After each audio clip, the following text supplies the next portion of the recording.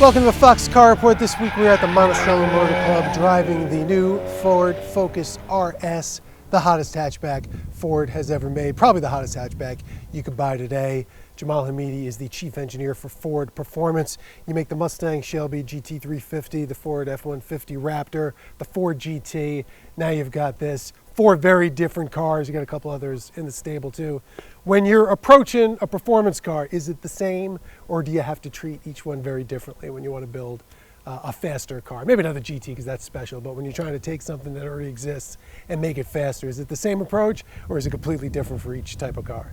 I think I would say the attitude towards how you develop the car is the same. We use a lot of innovative technology to try to really move the needle.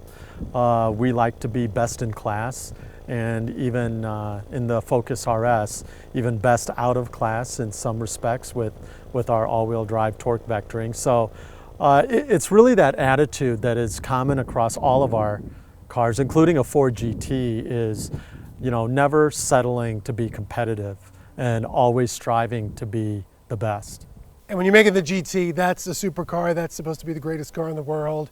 This obviously is not aiming for that bar. But when you're making this car, what is the goal? What are you trying to achieve with a car, a compact, hot hatchback? Well, from the get-go, our prior Focus RSs were front-wheel drive.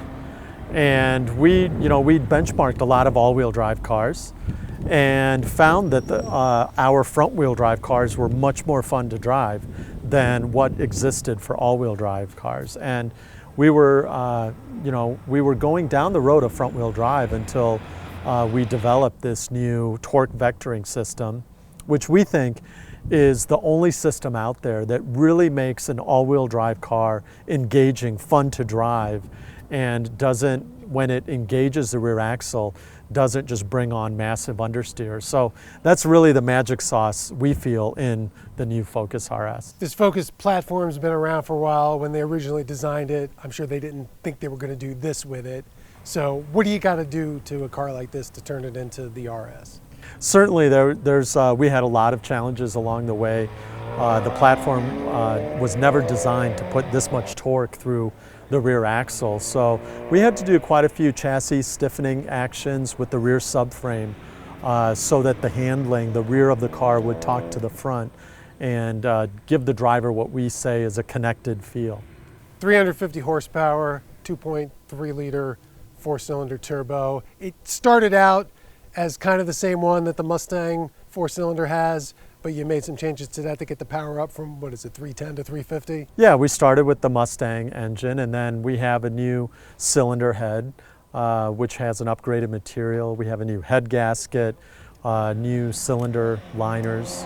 We also have a brand new turbo with a different turbine and impeller wheel and a different turbo housing. So all those actions, you creep your way up from 310 horsepower to 350. It's got a pretty good explosive exhaust. At times though, sometimes it's quieter. What's going on back there? How are you making that noise? Yeah, well, we have an exhaust valve and we have drive modes. So in normal mode, it's fairly quiet, but then we open the exhaust valve for a more present exhaust.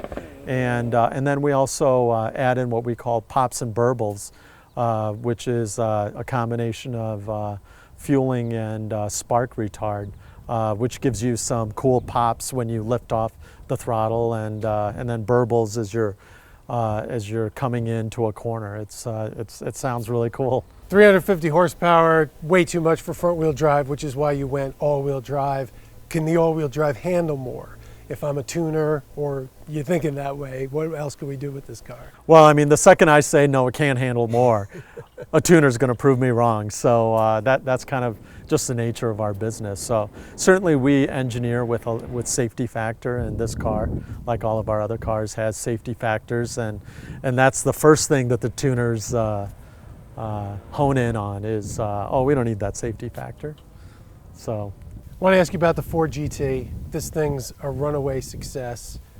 You originally were going to build 250 a year for 2 years, 500 cars.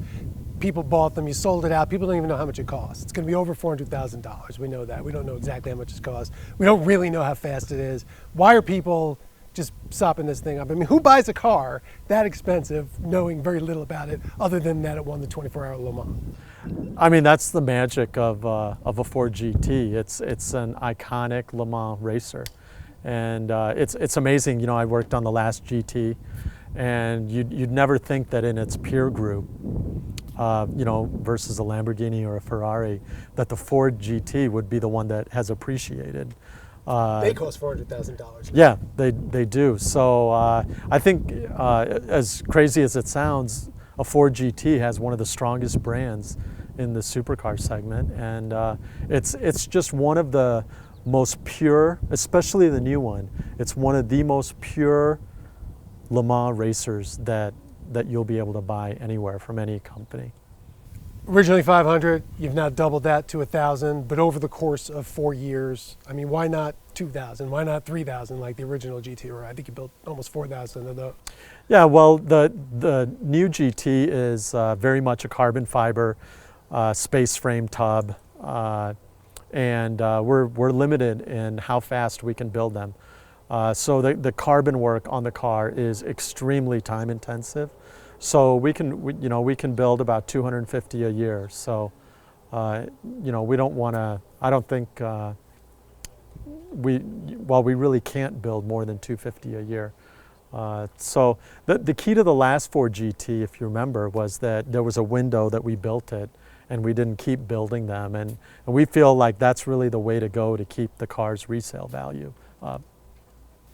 Again, we don't even know exactly what it's going to be like when it actually starts getting delivered. It's going to be awesome, I can tell you that. It's going to be awesome. We don't know how powerful, we don't know how fast. But for those third and fourth years, could we see changes by then? Or are you going to build the same car all the way through? I think you might see minor changes, but certainly we have no plans to, you know, increase power or anything like that, at least as we're sitting here today. All right, well, we're having fun driving this. We're looking forward to driving that. Jamal Hameedi, Chief Engineer for Ford Performance, thanks for showing us Gary. the Focus RS. No problem.